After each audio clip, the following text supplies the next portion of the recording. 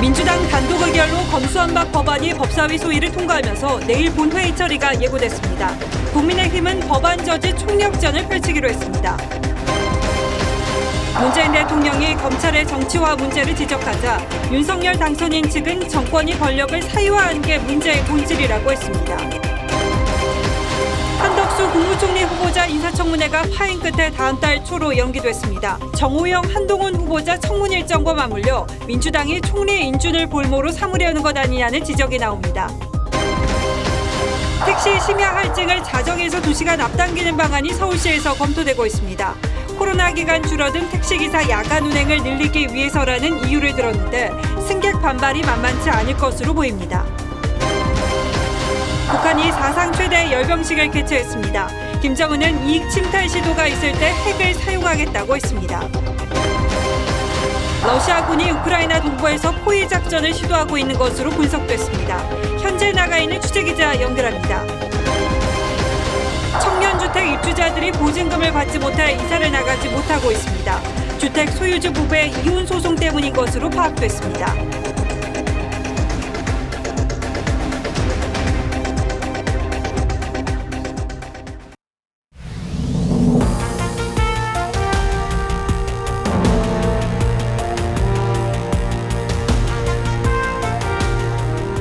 시청자 여러분 안녕하십니까? 뉴스9의 신동욱입니다. 민주당이 야당의 검수완박 재논의 요구를 일축하고 입법 속도전에 나섰습니다. 국민의힘이 합의를 파기한 만큼 법안을 밀어붙일 명분을 얻었다고 판단한 듯합니다. 중재안은 조금 전 법사위 법안심사 소위를 통과했고 잠시 뒤면 법사위 전체 회의도 열립니다. 법조계와 학계는 물론 선진국 클럽인 OECD마저 부패 수사 약화가 우려된다는 입장을 내놓고 있지만 민주당이 재논의를 거부하고 결국 검수완박 법안을 밀어붙이면서 여의도에 다시 짙은 먹구름이 끼고 있습니다. 오늘도 긴박하게 돌아가고 있는 국회로 먼저 가보겠습니다. 지금 법사위 앞에 장용욱 기자 나가 있죠? 네, 국회 법사위장 옆에 나와 있습니다. 자, 법사위 전체 회의는 열렸습니까? 네, 한 10분에서 20분 내로 열릴 것으로 보입니다. 앞서 법사위 법안심사 2일 소위는 오후 2시부터 약 5시간 동안 이 검수완박 관련 형사소송법과 검찰청법 개정안을 심사했습니다. 지난주 박병석 국회의장이 제시하고 여야가 합의한 안인데요. 이 합의안 재논의를 요구한 야당 의원들은 표결에 불참을 했고 소위의 과반을 차지한 민주당이 단독 처리해 전체 회의로 넘겼습니다. 자, 그런데 소위에서는 어떤 부분들이 쟁점이 됐습니까? 네, 이 국민의힘 의원들은 민주당이 합의안을 벗어나서 검찰의 보안 수사권까지 제한하는 조항을 담고 있다고 반발했습니다.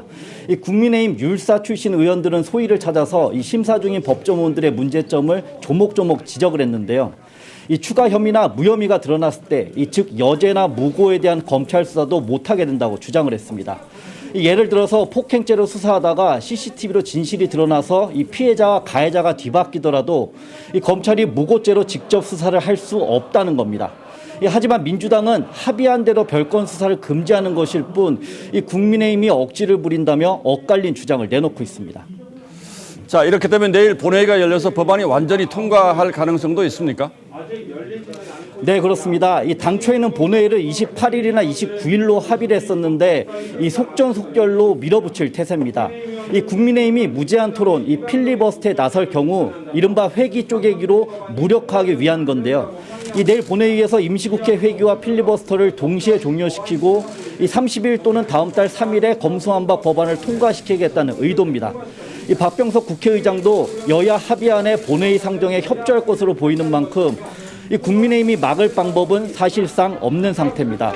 오늘 법사위 전체 회의에서도 이 국민의힘은 최장 90일의 수기 기간을 가질 수 있는 안건 조정위를 신청할 전망인데 이 민주당에서 이를 무력하기 위해 이 기획 탈당한 무소속 민영배 의원을 안건 조정에 포함시키면 이 표결을 통해 곧바로 법안 처리가 가능한 상황입니다.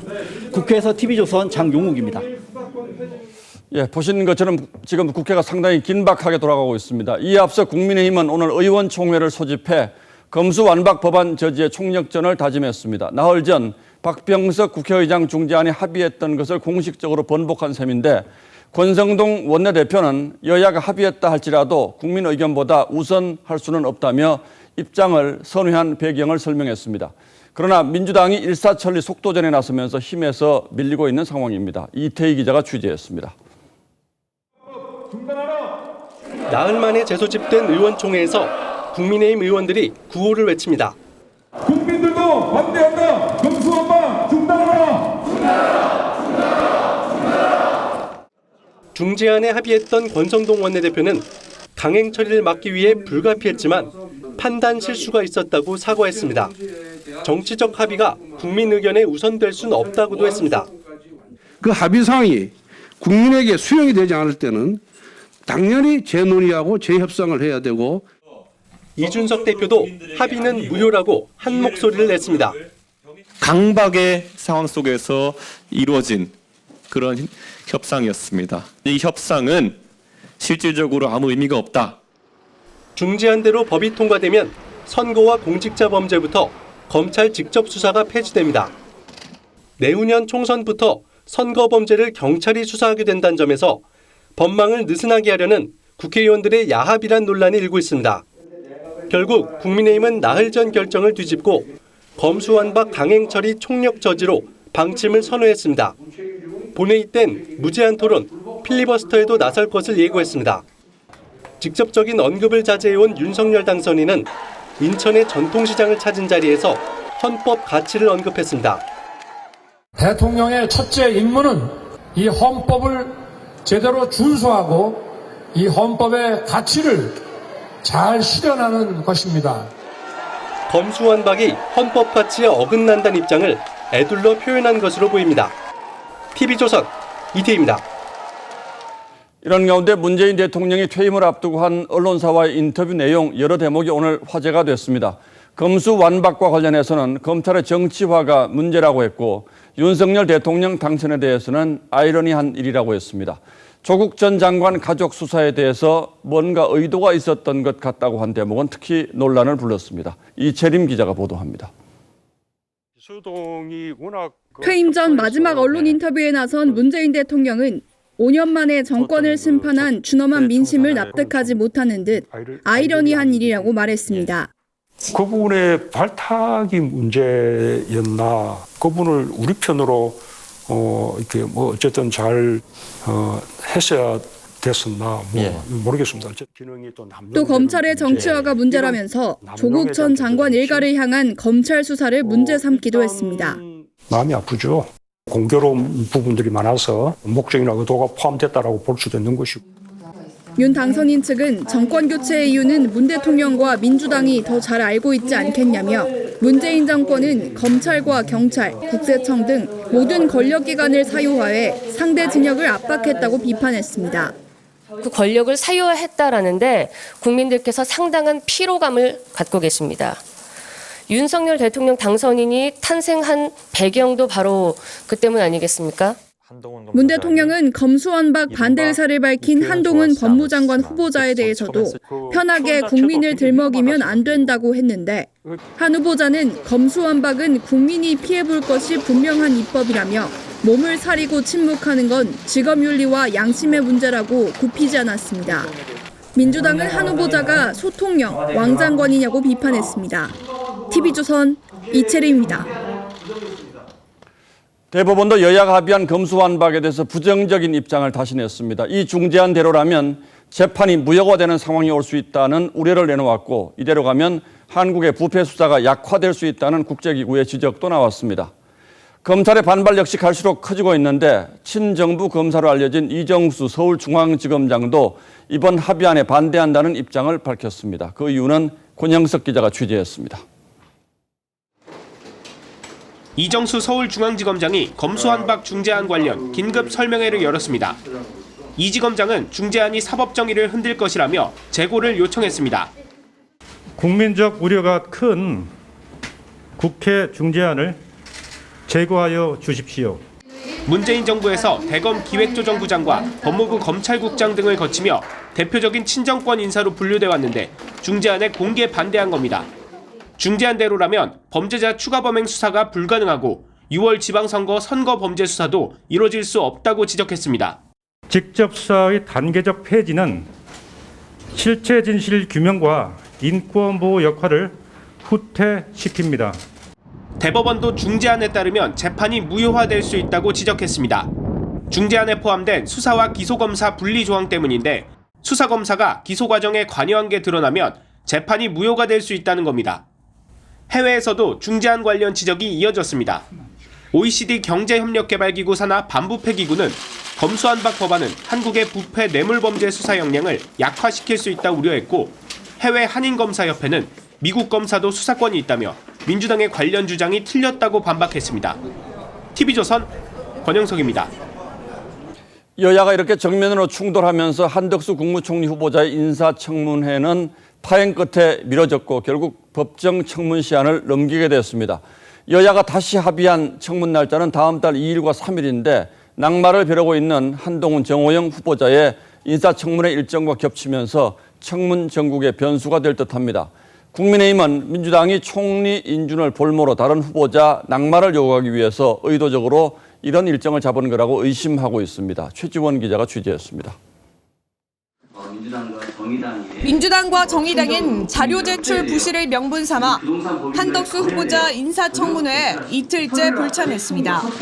결국 법에 정해진 청문 시한을 지키지 못한 채 여야는 일주일 뒤 청문회를 다시 열기로 했습니다.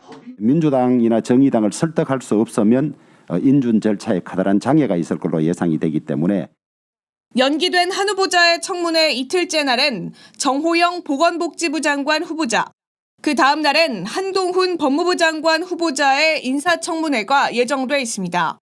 국민의힘은 국회 인준이 필수인 총리 후보자를 볼모로 잡아두고 한동훈 후보자 등의 낙마를 요구하기 위한 전략이라고 의심하고 있습니다.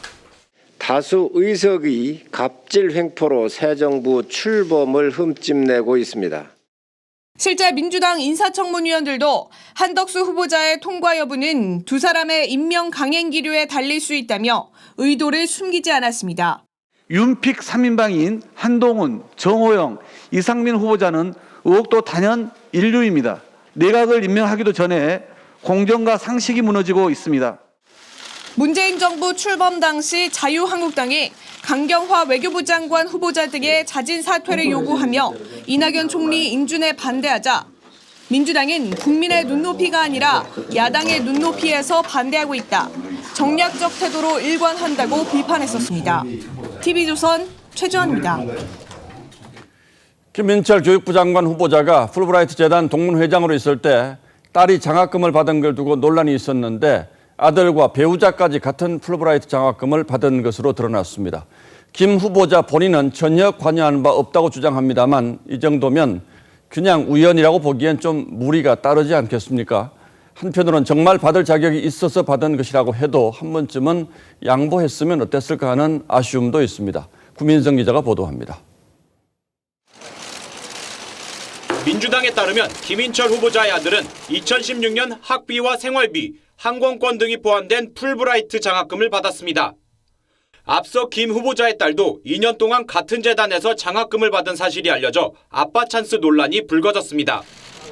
풀브라이트 장학생에 선발되면 1년 학비 최대 4만 달러와 생활비 등 연간 수천만 원 규모의 혜택을 받습니다.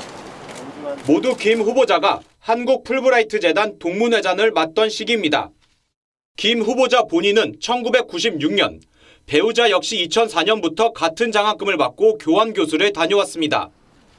가족 모두가 같은 재단에서 장학금 혜택을 받은 겁니다. 일반인들에게 상식적으로 이해가 잘 안 되고 특별한 어떤 배경이 작용하지 않았으면 불가능하지 않았는가. 풀브라이트 재단 장학생은 매년 20에서 30명 정도 선발되는데 경쟁이 치열한 것으로 알려져 있습니다. 김 후보자 측은 장학생 선정에 관여할 수 없는 구조라며 청문회 때 소명할 것이라고 밝혔습니다. TV조선 구민성입니다. 김현숙 여성가족부 장관 후보자의 어머니가 페이프 컴퍼니를 운영하고 있다는 의혹도 제기됐습니다. 민주당은 재산 은닉이나 탈세 목적으로 의심된다며 떳떳하다면 자료 제출 요구에 응하라고 주장했습니다. 더 자세한 내용은 박성재 기자가 보도합니다. 텅 빈 건물 안에 건축 설비들이 여기저기 놓여 있습니다. 김현숙 여가부 장관 후보자 모친이 대표로 돼 있는 한 업체의 등기상 주소지입니다. 이곳은 여러 업체가 사무실을 공동으로 쓰는 공유 오피스였습니다. 지난해 7월 폐업한 이후 지금은 이렇게 문이 잠긴 상태입니다. 소송 중이었기 때문에 그냥 비어져 있는 상태였던 거죠. 8개월 전부터 운영하지 않았던 사무실에 여전히 등기 주소가 돼 있는 겁니다. 민주당은 김 후보자가 자료 제출에 응하지 않고 있다며 재산 응익이나 탈세를 목적으로 한 유령 회사로 의심된다고 주장했습니다. 페이퍼 컴퍼니로 의심된다는 의혹도 제기됐다. 떳떳하다면 당당히 국회의 자료 제출 요구에 협조해야 할 것이다. 김 후보자 측은 공유 오피스 폐업 사실을 지난해 12월에야 알게 돼 주소지 이전이 늦었다면서 실제로 운영하는 회사가 맞다고 반박했습니다. 원희룡 국토교통부 장관 후보자는 최근 8개월 사이 교통법규를 20번 위반한 것으로 드러나 논란입니다. 주정차 위반과 버스 전용 차로 위반에 장애인 주차구역 위반도 있습니다. 과태료 액수는 총 95만 원입니다. 국토부 장관 후보자로 지명된 이후 위반한 사례도 한 건 있습니다. TV조선 박성재입니다. 윤석열 정부 출범이 2주 앞으로 다가온 가운데 북한이 어젯밤 사상 최대 규모의 열병식을 열었습니다. 남한을 한국을 겨냥한 전술 핵미사일, 초대형 ICBM 등을 등장시킨 김정은 위원장은 핵무기 선제 사용 가능성을 언급하며 노골적인 핵 위협을 했습니다. 문재인 정부 5년간 급성장시킨 핵 공격 능력으로 윤석열 정부를 향해 강한 압박에 나서는 것으로 분석됩니다. 윤동빈 기자가 보도합니다. 어젯밤 평양 김일성 광장에서 인민군 창설 90주년 야간 열병식이 열렸습니다. 지난달 24일 발사했다고 주장한 초대형 대륙간 탄도미사일 화성 17형, 길이가 늘어난 신형 SLBM, 남한을 겨냥한 신형 전술 핵미사일 등을 대거 등장시켰고 병력 2만여 명을 동원한 역대 최대 규모 열병식이었습니다. 이례적으로 원수 계급장을 단 흰색 군복을 입은 김정은 국무위원장은 핵 선제 사용 가능성을 내비쳤습니다. 우리의 핵이 전쟁 방지라는 하나의 사명에만 속박되어 있을 수는 없습니다. 핵은 미국의 위협에 대한 방어 수단이라던 기존의 선전 문구를 내던지고 핵무기로 한반도 안보 지형을 유리하게 바꾸겠다는 의도를 드러낸 겁니다. 김정은 집권 이후 인민군 창설일 열병식은 처음이어서 윤석열 정부 출범을 의식했다는 분석이 나옵니다. 윤 당선인 측은 북한 핵과 미사일 방어 시스템인 한국형 삼축 체계를 조기에 완성하겠다고 밝혔습니다. 한미 동맹을 강화하고 북한의 핵과 미사일 위협에 대응할 한국형 삼축 체계 능력을 조속히 완성해 나가. 외교부는 한반도 긴장을 초래하는 행동을 즉각 중단할 것을 촉구한다고 밝혔고 청와대는 별도의 입장을 내놓지 않았습니다. TV조선 윤동빈입니다. 서울시가 심야 할증 시작 시간을 밤 12시에서 10시로 앞당기는 방안 검토에 들어갔습니다. 일상 회복으로 심야 택시 대란도 다시 시작된 만큼 택시 야간 운행을 늘려서 시민 불편을 해소하겠다는 건데 승객들은 우려를 감추지 못했습니다. 과연 정말 심야 운행 택시가 늘어날지 결국 요금만 오르는 건 아닌지 걱정인 건데요. 노돌 기자가 취재했습니다. 늦은 밤 술자리를 마친 시민이 거리로 몰려들면서 한바탕 택시 잡기 전쟁이 벌어집니다. 안 되면 될 때까지 하고 안 되면 딴 데 가야지. 찜질방이라도. 일상 회복 이후 택시 대란이 이어지자 서울시가 택시 심야 할증 시작 시간을 밤 12시에서 밤 10시로 앞당기는 방안을 검토 중입니다. 할증 시간을 연장해 심야에 운행하는 택시 수를 늘리겠다는 겁니다. 수요가 많고 공급이 불일치하는 시간이 밤 11시부터 새벽 2시예요. 공급을 늘려야 되는데. 택시 업계는 환영한다는 입장입니다. 10시부터 활정을 하게 되면 거리가 되기 때문에 많이 나와서 운행을 하죠. 하지만 전국 법인 택시 기사 수는 코로나19 확산 이후 2만 7천여 명이 준 상황. 이 때문에 택시 요금만 오르는 게 아니냐는 우려도 나옵니다. 택시업계에서 요구하는 임금 인상분을 시민들한테 전가시키는 그런 행태가 아닌가. 서울시는 공청회 등 의견 수렴 과정을 거쳐 심야 할증 연장 시행 여부를 검토할 방침이라고 밝혔습니다. TV조선 노도일입니다. 청년 청년주택은 시세보다 가격이 싼 데다가 교통도 편리해서 경쟁률이 그 인기를 증명할 정도죠. 그런데 한 청년주택 입주자 수십 명이 보증금이 묶여서 오도 가도 못하는 신세가 됐습니다. 어쩌다 이런 일이 벌어졌나 이유를 보니까 황당합니다. 주택 소유주 부부의 이혼 소송 때문인 것으로 파악됐습니다. 윤서아 기자가 취재했습니다. 서울의 한 청년 임대주택에 사는 직장인 이강빈 씨. 이번 달 전세 계약이 끝나 이사 가야 하지만 보증금을 돌려받지 못하고 있습니다. 건물 소유주가 소송에 휘말리면서 보증금을 내줄 수 없다고 통보한 겁니다. 집안 사정 때문에 못 준다. 이렇게 아예 대놓고 얘기를 해서. 설상가상 소유주 소송 과정에서 건물 처분 금지 가처분이 내려졌고 세입자 상당수가 전세 대출금 만기가 다가오는데 가처분 때문에 대출 연장도 막혔습니다. 대출 연장이 안 되는 사람도 있고 당장 상환해야 되는 사람도 상환하지 못해서 내 신용도와 이자에 대해서 어떻게 할 거냐. 최악의 경우 물건이 경매로 넘어가면 보증금 전액 회수는 불가능해질 수 있습니다. 이 청년주택에 이 씨와 같이 보증금 반환 문제를 겪고 있는 입주자는 모두 30여 세대. 대부분 사회 초년생이거나 신혼부부들입니다. 청년 임대주택 사업 주체는 서울시와 SH공사지만 민간 사업자인 건물주와 임차인간 문제여서 개입할 수 없다는 입장입니다. 상자나 마찬가지죠. 여기서 살아라 그런 것도 아니고. 공공사업이라 믿고 입주했는데 정작 문제가 생겨도 기댈 곳이 마땅찮아 청년 임차인들은 발만 동동 구르고 있습니다. TV조선 윤서아입니다.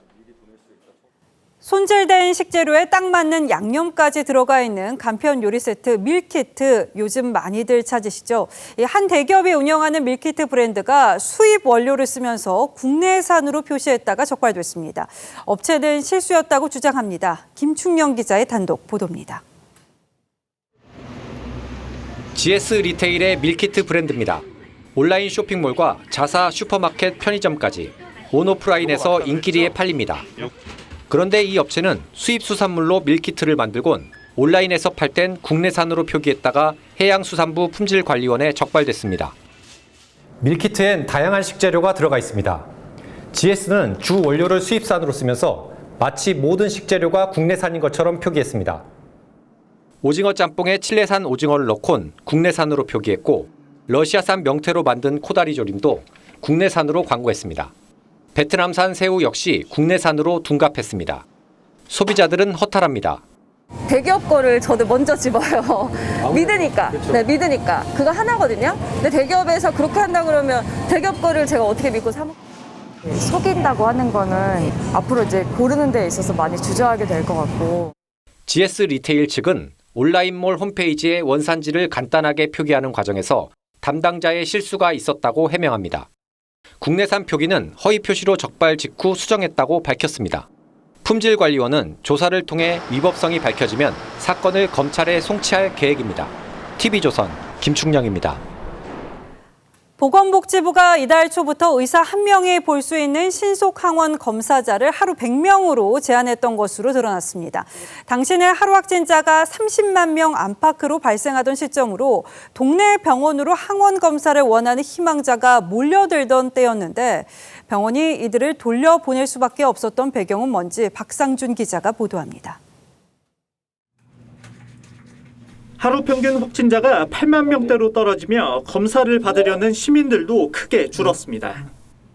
많을 땐 거의 한 170, 80건, 200건 언저리까지 하다가 지금 한 2, 30건 많이 줄었죠. 정점 때와 비교해 10분의 1 수준입니다. 그런데 이달 초 방역당국이 일선 병의원에 하루 검사 건수를 사실상 제한한 것으로 드러났습니다. 지난 3일 보건복지부의 공문에 따르면 내일부터 신속항원 검사는 의사당 1일 100회까지 가능하고 100회 초과 시 비급여 징수가 불가하다고 돼 있습니다. 신속항원 검사 비용은 당시 유증상 기준 본인이 5,000원, 국민건강보험공단이 5920원을 병의원에 부담했습니다. 그런데 100회를 넘으면 공단이 이 돈을 지급하지 않겠다는 뜻입니다. 병원 입장에선 검사자가 많아지는 게 부담스러워질 수밖에 없습니다. 오후에 오는 사람들이 거의 100명 이상의 사람들이 헛걸음을 치고 되돌아가요. 지침 변경 전 2달 동안 건보공단이 부담한 검사 비용은 총 7,303억 원. 지난해 공단 지출액 77조 7천억 원의 약 1% 수준입니다. 재정 부담에도 검사 수 제한은 신중해야 한다는 지적이 나옵니다. PCR 검사는 지금 거의 진행이 되고 있지 않고 확진자를 더 많이 노출 수밖에 없는 신속항원 검사가 진행되기 때문에 정부는 오늘 환자 수 재증가의 가능성을 언급해 검사 수요가 다시 늘어날 우려도 나옵니다. TV조선 박상준입니다. 코로나 확산으로 비상에 걸린 중국 베이징이 사실상 주민 전원을 대상으로 핵산 증폭 검사인 PCR을 벌이고 있습니다. 이 검사 인원이 2천만 명에 달하다 보니까 검사 줄이 끝이 보이지 않을 지경인데 상하이의 봉쇄를 지켜본 주민들은 베이징도 봉쇄될까 사재기에 나섰습니다. 이유진 기자입니다. 공원 앞에도 대형 건물 앞에도 끝없는 긴 줄이 늘어섰습니다. 차오양구 주민 350만 명에 한정됐던 핵산 검사가 오늘부터 도심부 주민들로 확대됐습니다. 대상자만 2천만 명입니다. 외곽 농업지구는 빠졌습니다. 进一步扩大区域筛查范围，从26日起至30日。 베이징에서는 어제 하루 33명이 새로 감염됐습니다. 지난주까지 한 자릿수였다가 증가세가 가파릅니다. 스포츠 행사와 문화 예술 활동도 못하게 했습니다. 베이징시는 이미 집단 감염이 생긴 차오양구 15제곱킬로미터를 봉쇄했습니다. 아파트 출입구엔 철제 벽을 둘렀습니다. 对，肯定有担心。对，主要是工作在朝阳，所以就怕有涉及的。 앞서 상하이의 장기 봉쇄를 지켜본 주민들은 생필품 사재기에 나서고 있습니다. 마트의 선반은 이미 비었습니다. 因为怕物流断了的话，物资供应不上呀，那没有别的。 5주째 봉쇄령이 계속되고 있는 상하이에선 어제 하루에만 16,000여 명이 확진됐고 52명이 숨졌습니다. TV조선 이유진입니다. 예, 6월 지방선거가 한 달이 앞으로 다가오면서 여야 대진표가 대부분 채워져 가고 있습니다. 국민의힘은 17개 광역단체장 공천을 모두 마무리했는데 민주당은 경기도의 김동연 전 부총리를 후보로 확정했고 서울도 박주민 의원의 중도 포기로 송영길 전 대표의 공천이 유력해졌습니다. 김복원 기자가 이번 6월 지방선거 여야 대진표의 특징을 분석했습니다. 이번 지방선거 최대의 승부처인 경기도에서 민주당은 김동연 전 부총리를 결선 투표 없이 후보로 확정을 했습니다.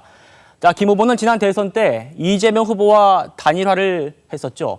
대장동 저격수 또 윤석열 당선인의 입이었던 국민의힘 김은혜 의원과의 대결은 명심 대 윤심 또 대선 연장전이 될 전망입니다. 자, 대선 때는 경기도에서 이재명 당시 후보가 50.9% 또 윤석열 당선인이 45.6%를 득표를 했는데요. 최근 여론조사에서도 민주당 김동연 후보가 조금 이렇게 앞서는 흐름을 보이고 있습니다. 김 후보와 이게 했을 때에 이 경기도민을 위한 정책 대결보다는 이 정치 대결로 가지 않을까 좀 걱정. 김동연 전 부총리 같은 경우에는 문재인 정부 부동산 폭등에 큰 책임이 있는 분입니다. 네, 대전과 충남은 민주당 소속의 현직 시장과 또 국민의힘 전현직 의원의 대결이 확정이 됐습니다. 자, 허태정 현 대전시장은 대전에서 재선 의원을 지낸 이장호 전 의원과 1965년생 동갑내기 맞대결을 펼치게 됐고요. 또 충남에서 가장 인구가 많은 천안 출신의 양승조 현 지사를 상대로 또 윤석열 당선인이 출마를 요청하는 걸로 알려진 김태흠 의원이 승부를 벌이게 됐습니다. 자, 충남은요, 최근 지방선거 3번 연속 민주당이 이렇게 승리를 한 곳이지만 지난 대선 때는 이렇게 윤 당선인이 충남의 아들을 자처하면서 이재명 후보를 앞섰었습니다. 수도 서울도 국민의힘 오세훈 시장에 맞설 도전자 윤곽이 드러나고 있습니다. 자, 임대차 3법을 주도했던 민주당 박주민 의원이 이렇게 경선을 포기했습니다. 검수완박 법안 처리를 위해서 출마를 중도에 포기했는데 그러면서 송영길 전 대표와 또 김진애 전 의원이 29일에 경선을 벌이게 됐습니다. 자, 오세훈 시장은 송영길 전 대표를 상대로 한 최근의 이 여론조사에서 오차범위 밖에서 앞서고 있는 그런 상황입니다. TV조선 김복원입니다. 예, 보신 것처럼 더불어민주당이 경기지사 후보로 김동연 전 경제부총리를 선출했습니다. 잘 아시는 것처럼 김 전 부총리는 지난 대선에 출마했다가 막판에 이재명 후보와 단일화를 통해서 완주를 포기한 바 있죠. 그렇다면 이번 경기지사 출마는 어떤 의미가 있는 것인지 또 어떤 전략으로 싸울 것인지 직접 여쭤보도록 하겠습니다. 자, 이렇게 나와주셔서 고맙습니다. 네, 감사합니다. 예. 뭐 경선이긴 합니다만 먼저 축하드립니다. 네, 고맙습니다. 민주당에서 4분이 나오셨기 그렇습니다. 때문에 상당히 쉽지 않은 경선으로 생각을 했는데 이제 과반 득표하셨기 때문에 1차 경선으로 끝이 나신 거죠? 네, 그렇습니다. 예, 뭐 예상은 하셨습니까? 아닙니다. 예상하지 못했습니다. 워낙에 다른 세 분 후보들께서 뭐 훌륭하신 분들이어서 예. 그렇게 1차 경선에서 끝날 거라고는 생각을 못했는데 예. 뭐 이번 경기도 선거에서 꼭 이기라는 그런 당신과 일반 시민들의 그런 염원과 명령이 담겨져서 운 좋게 제가 1차 경선에 통과된 것 같습니다. 4분 중에 50%가 넘었으니까 당원들도 상당 부분 이제 김동연 후보가 되는 게 좋겠다 이런 판단을 하신 걸로 보시는 네, 거죠? 그렇게 알고 있습니다. 아무래도 예. 좀 경쟁력 있고 이길 수 있는 후보에게 이렇게 힘을 몰아주신 게 아닌가 이런 생각을 하면서 예. 감사하게 생각하고 있습니다.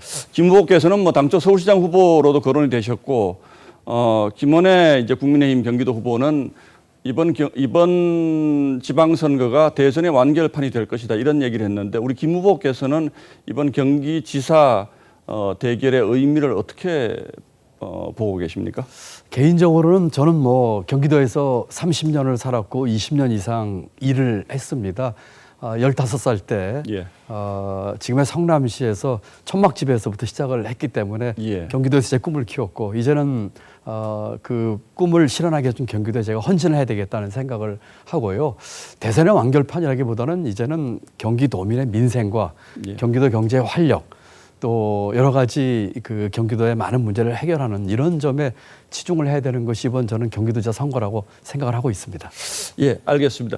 뭐 김동연 부총리께서도 뭐 상당히 화려한 이제 경력을 가지셨는데 이번 경기지사 후보를 또 일각에서는 윤심 대 명심이다, 이재명 대 윤석열의 2차전이다, 뭐 이렇게들 표현을 하시기도 하는데 실제로 이재명 전 지사의 도움을 좀 받았습니까? 경선 과정에서는?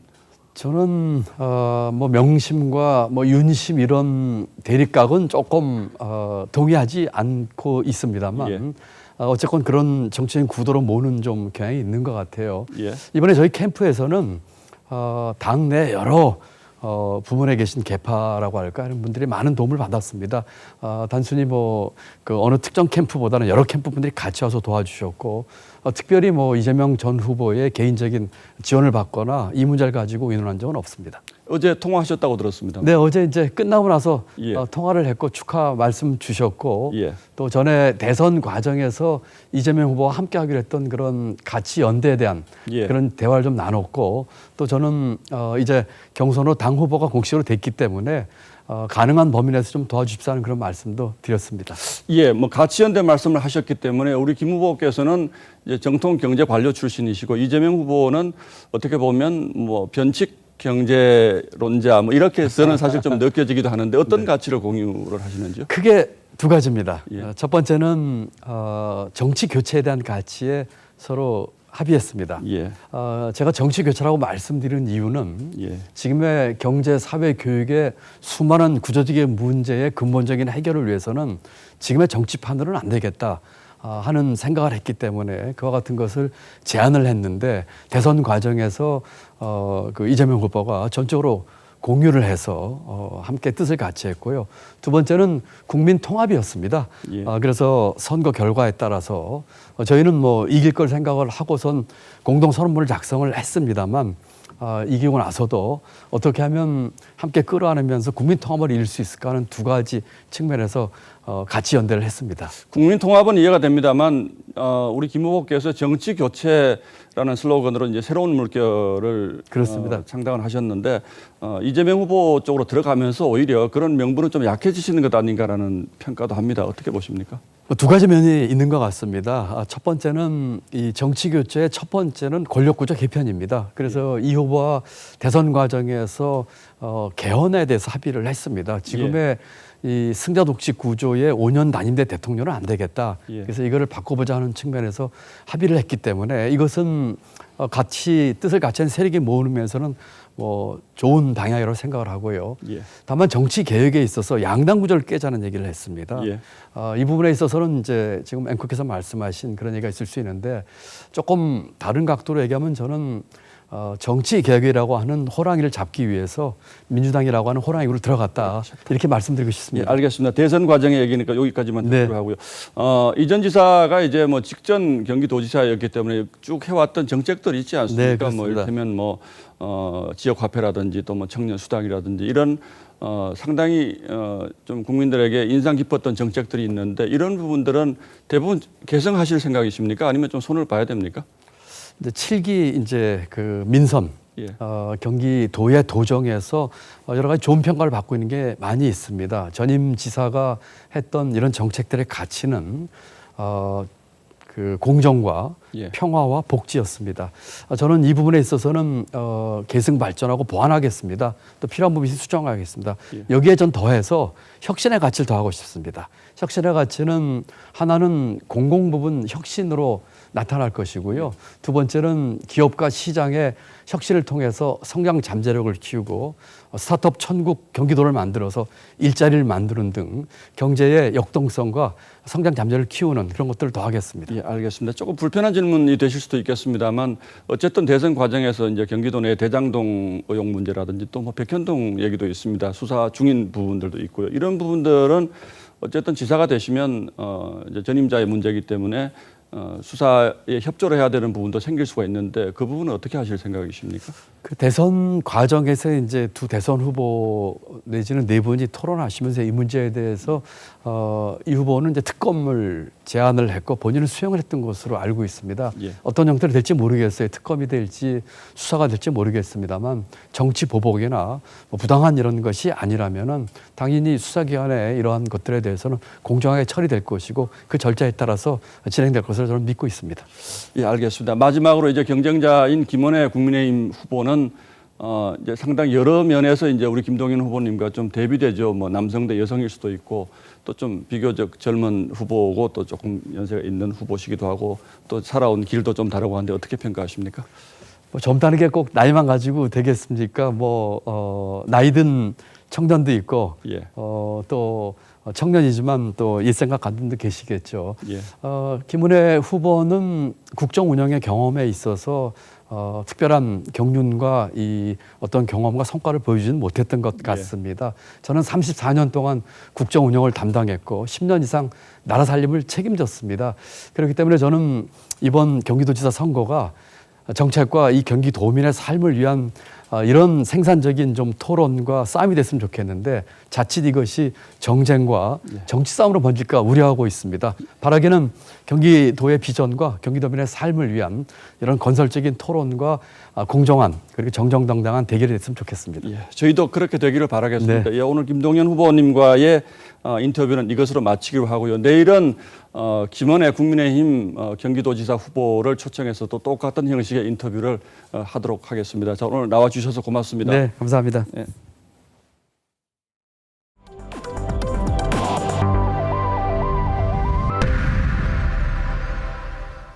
예, 우크라이나와의 전쟁이 장기화하면서 다급해진 러시아가 말폭탄을 쏟아내고 있습니다. 외무장관이 방송 인터뷰에서 핵전쟁과 3차 세계대전 가능성을 과소평가하지 말라고 위협했습니다. 지금 우크라이나 상황이 어떤지 현지에서 취재하고 있는 이재중 기자를 직접 연결해서 물어보겠습니다. 자, 이재중 기자, 며칠 전 접경지에서 연결을 했는데 지금은 우크라이나 국경 안으로 들어가 있군요. 네, 그렇습니다. 제가 서 있는 곳은 우크라이나 체르니우치라는 도시입니다. 아직까지 이곳은 직접적인 교전이 있지는 않지만 러시아군의 폭격이 우크라이나 영토 전체를 대상으로 하고 있기 때문에 이것도 안전하다고만은 할 수 없는 상황입니다.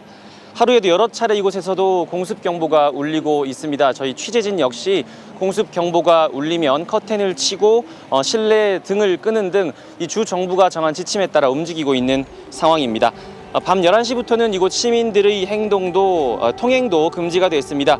이곳 관공서들은 군 시설로 바뀌었고 대학교 등에선 봉사자들이 군수 물품을 만들어서 교전이 벌어지고 있는 전방으로 보내고 있는 상황입니다. 저희가 어렵게 이곳 주 정부로부터 특별 취재 허가를 받았습니다. 다만 전시 상황인 만큼 주요 시설에 대한 촬영을 가급적 자제해달라는 부탁도 있었습니다. 예, 그렇군요. 전쟁이 길어지고 있는데 지금 전체적인 전황은 어떻습니까?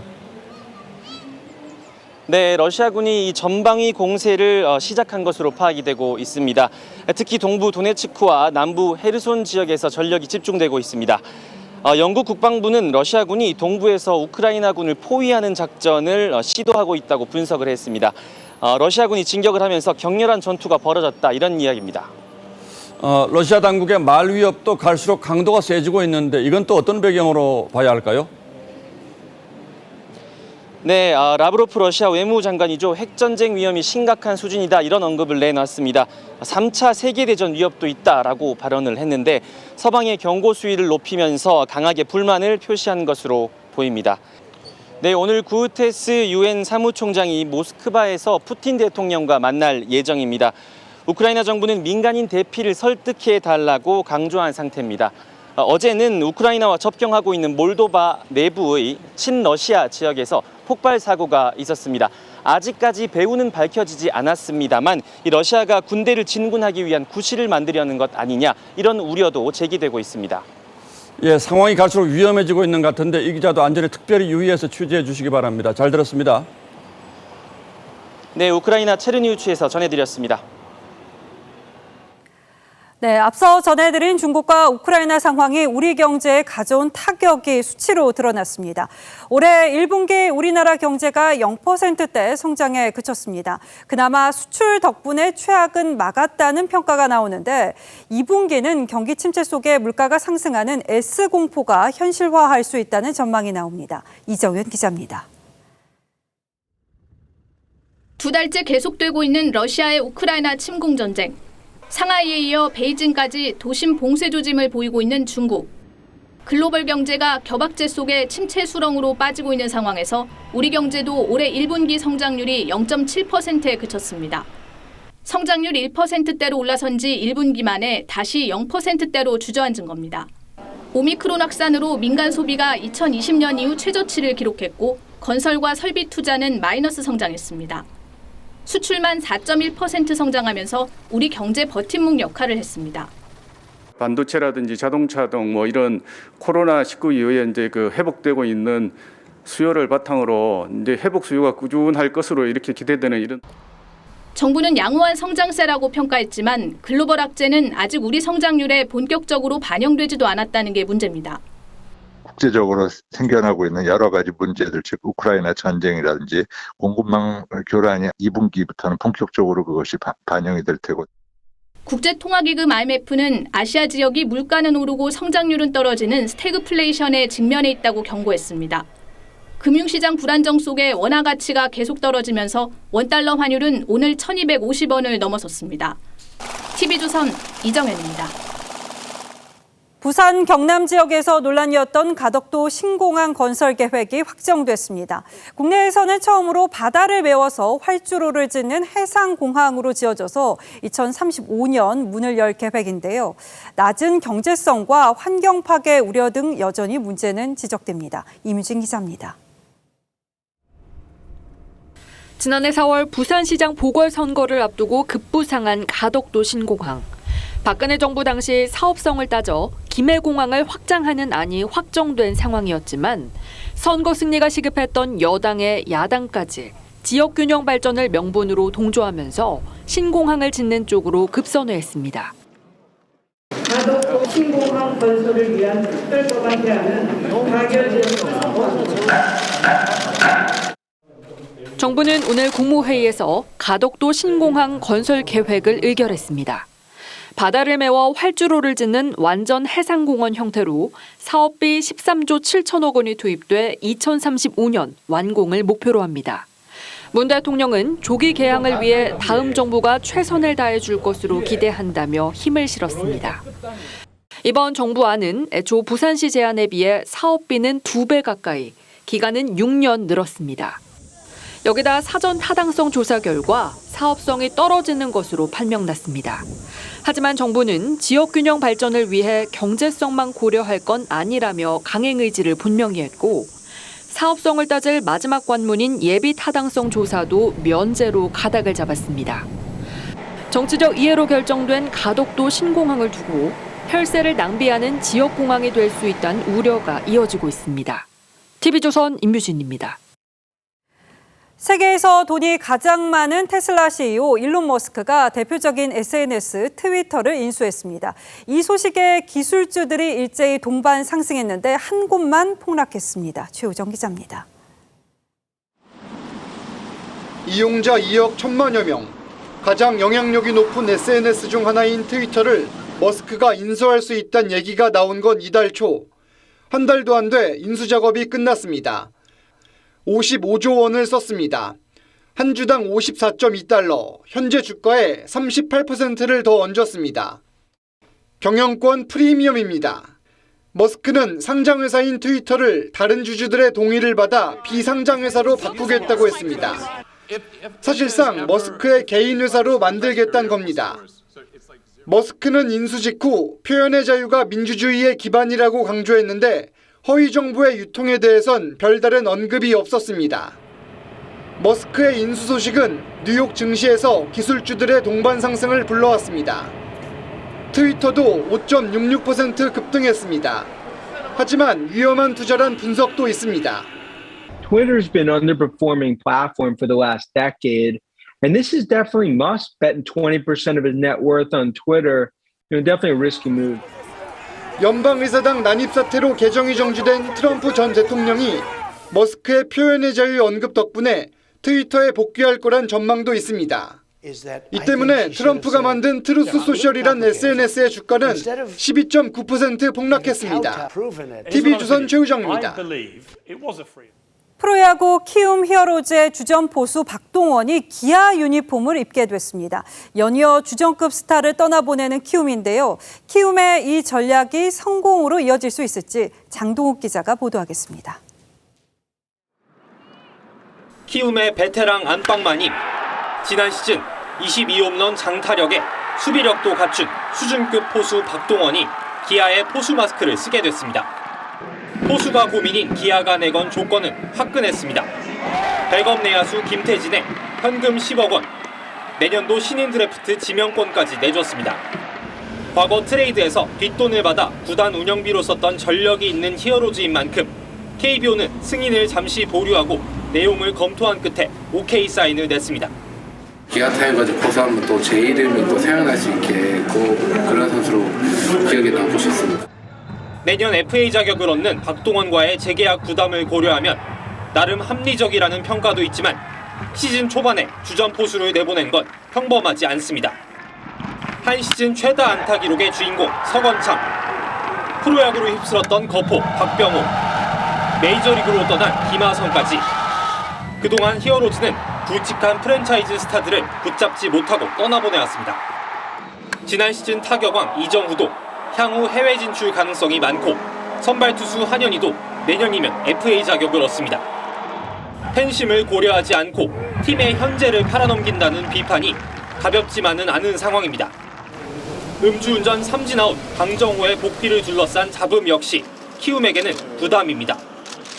KBO는 이번 주 내 강정호 복귀 여부를 결정할 예정입니다. TV조선 장동우입니다.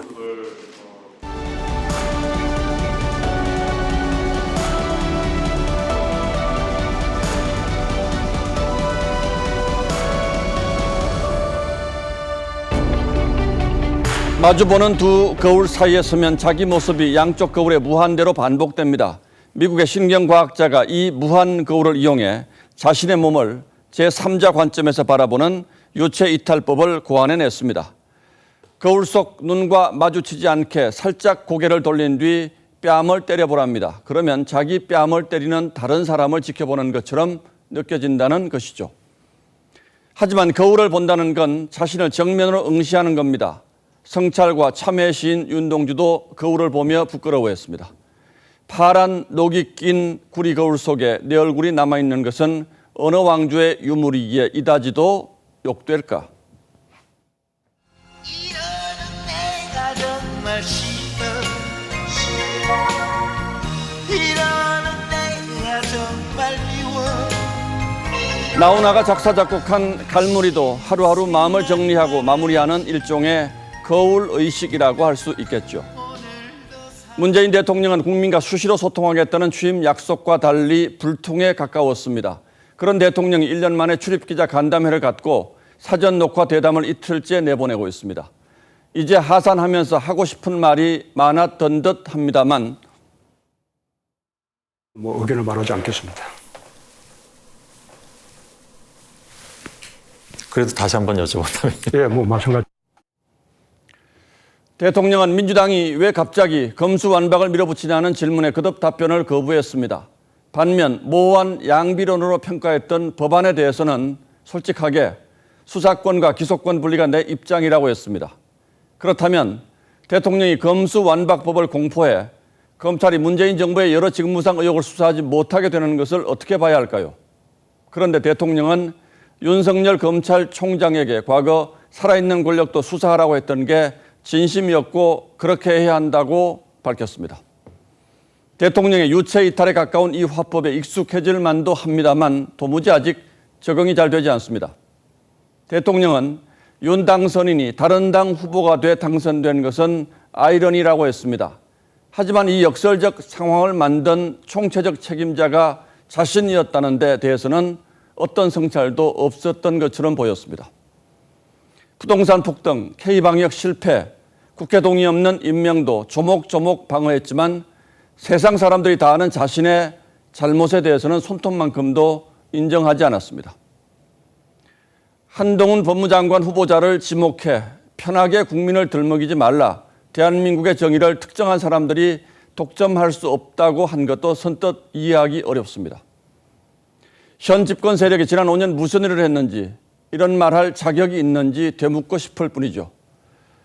대통령이 털어놓은 지난 5년의 소외엔 자부심에 억울함이 섞인 복잡한 감정이 느껴집니다. 하지만 산을 오를 땐 보이지 않다가 하산길에 비로소 보인다는 자기 성찰의 꽃이 전혀 보이지 않았던 건 못내 아쉽습니다.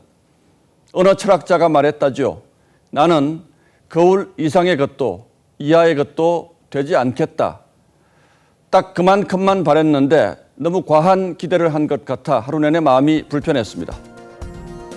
4월 26일 앵커의 시선은 대통령의 거울이었습니다.